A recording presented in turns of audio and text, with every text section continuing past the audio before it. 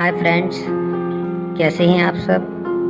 मैं हरिओमपुरी आज आपके लिए एक व्यंग लेकर आया हूं और जिसमें आज हम देखेंगे कि जो पिता पुत्र है उनके जो संबंध हैं कितने मीठे होते हैं, कितने मधुर होते हैं, फिर भी एक दूसरे से बिल्कुल अनजान से हो जाते हैं। और कभी आपने ये नहीं सुना होगा कि जो पिता है वो ये कहता हो कि बेटे मैं तुमसे बहुत प्रेम करता हूँ। ऐसा कभी भी आपने कहते हुए नहीं सुना होगा जब उसका पुत्र समझदार हो जाता है। तो यही व्यंग है, आपको बेहद पसंद आएगा। इसके शब्द काफ़ी आकर्षक हैं, तो ज़रूर सुनिएगा।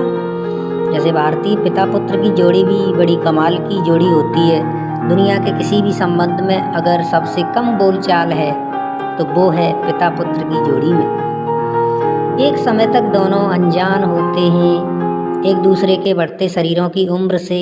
फिर धीरे धीरे ये एहसास होने लगता है दोनों को कि अब हम दोनों हमेशा के लिए बिछड़ जाएंगे। जब लड़का अपनी जवानी पार कर अगले पड़ाव पर चढ़ता है ना, तो यहाँ इशारों से फिर बातें होने लगती हैं। अगर इशारों से बातें नहीं होंगी तो फिर उनके बीच मध्यस्थ का दायित्व निभाती है माँ। पिता अक्सर पुत्र की माँ से कहता है कि जा उससे कह देना कि वो काम कर ले, और पुत्र अक्सर अपनी माँ से कहता है मम्मा पापा से पूछ लो ना। इन्हीं दोनों धुरियों के बीच घूमती रहती है माँ। जब एक कहीं होता है तो दूसरा वहाँ नहीं होने की कोशिश करता है। शायद पिता पुत्र नज़दीकी से डरते हैं, जबकि वो डर नज़दीकी का नहीं, वो डर है उसके बाद बिछड़ने का, उसके बाद एकदम अलग हो जाने का। भारतीय पिता ने शायद ही कभी किसी बेटे को कहा हो कि बेटा मैं तुमसे बेइंतहा प्यार करता हूँ। पिता के अनंत रौद्र का उत्तराधिकारी भी एक लड़का ही होता है, क्योंकि पिता हर पल जिंदगी में अपने बेटे को अभिमन्यु सा पाता है। वो समझता है कि अब इसे संभलना होगा, इसे मजबूत बनना होगा, ताकि जिम्मेदारियों का बोझ इसका वध न कर सके।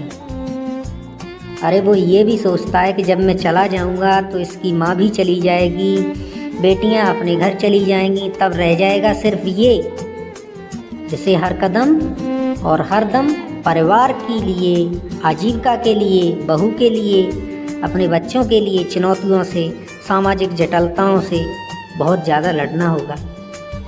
पिता जानता है कि हर बात घर पर बताई नहीं जा सकती, इसलिए इसे खामोशी से गम छुपाने सीखने होंगे। परिवार के विरुद्ध खड़ी हर बड़ी मुसीबत को अपने हौसले से छोटा करना होगा। ना भी कर सके तो खुद इसका वध करना होगा। इसीलिए वो कभी पुत्र प्रेम प्रदर्शित नहीं करता, यहाँ तक कि वो चाहता है कि मैं अपने बेटे से बोलूँ, कहूँ, लेकिन फिर भी वो नहीं कह सकता कि बेटा मैं तुमसे प्रेम करता हूँ। पिता ये भी जानता है कि प्रेम बहुत कमज़ोर बनाता है इंसान को। कभी कभी जैसे हम किसी के प्रेम में पड़ जाते हैं तो हमारी कमज़ोरी क्या हो जाती है, उसकी यादें। फिर कई बार उसका प्रेम झल्लाहट या गुस्सा बनकर निकलता है। वो गुस्सा अपने बेटे की कमियों के लिए नहीं होता पिता के अंदर, वो झल्लाहट है जल्द निकलते समय के लिए। और वो जानता है कि उसकी मौजूदगी की अनिश्चितताओं को,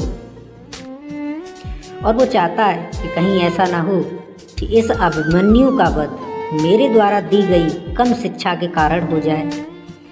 वो चाहता है कि पुत्र जल्दी से जल्दी सीख ले, वो गलतियां करना बंद कर दे, क्योंकि गलतियां सभी की माफ़ हो जाती हैं, लेकिन मुखिया की गलतियां कभी माफ़ नहीं होती। यहाँ मुखिया का वध सबसे पहले होता है। फिर समय आता है जबकि पिता और बेटे दोनों को अपनी बढ़ती उम्र का एहसास होने लगता है। बेटा केवल बेटा नहीं रह जाता है, वो पिता भी बन चुका होता है। अब ये इन दोनों के बीच की जो कड़ी होती है वो बेहद कमज़ोर सी होने लगती है, इसमें जंग लगने लगती है। पिता की सीख देने की लालसा और बेटे का उस भावना को नहीं समझ पाना दोनों में दूरियां खड़ी करने लगता है। धीरे धीरे पिता अपनी सौम्यता भी खो देता है, और यही वो समय होता है जब बेटे को लगता है कि अरे पिताजी आप गलत हो। तो उस समय उसे बहुत दुख भी होता है। बस इसी समय को समझदारी से निकालना होता है, वरना होता कुछ नहीं है, बस बढ़ती झुर्रियाँ और बूढ़ा होता शरीर जल्द ही बीमारियों को घेर लेता है। फिर सभी को बेटे का इंतज़ार करते हुए माँ तो दिखती है, पर पीछे रात भर से जागा पिता नहीं दिखता, जिसने कई सारी रातें फैक्ट्रियों में काम करके अपने उस बेटे को पाला। ये समय चक्र है भाई। जो बूढ़ा होता शरीर है, बाप के रूप में उसे एक और बूढ़ा शरीर झांकता है आसमान से, जो इस बूढ़े शरीर के होते उस शरीर का भी बाप है। कब समझेंगे बेटे, कब समझेंगे बाप, कब समझेगी दुनिया। दोनों इतने मजबूत भी नहीं होते जो खुद को संभाल सकें। पता है क्या होता है फिर उस आखिरी मुलाकात में, जब जिन हाथों की उंगलियां पकड़कर पिता ने चलना सिखाया था, वही हाथ लकड़ी के ढेर पर पड़े पिता को लकड़ियों से ढकते हैं, उसे तेल से भिगोते हैं और उसे जला देते हैं। ये कोई पुरुषवादी समाज की चाल नहीं है, और न ही ये सौभाग्य है एक बेटा होने का। अरे ये तो बेटा होने का सबसे बड़ा अभिशाप है। ये होता है, हो रहा है और होता चला जाएगा, आगे भी होता रहेगा। और जो नहीं हो रहा, अब मेरी आपसे गुजारिश है कि जो नहीं हो रहा उसे हम जल्द से जल्द शुरू कर दें, और ये कहना शुरू कर दें कि पिताजी या बेटा, मैं आपसे बहुत प्यार करता हूँ। अब ये थे मेरे शब्द एक महान पिता के, एक आदर्श पिता के, एक गौरव पिता के, एक संस्कारवान पिता के बारे में जो मैंने शब्द आपसे कहे। एक ये व्यंग था।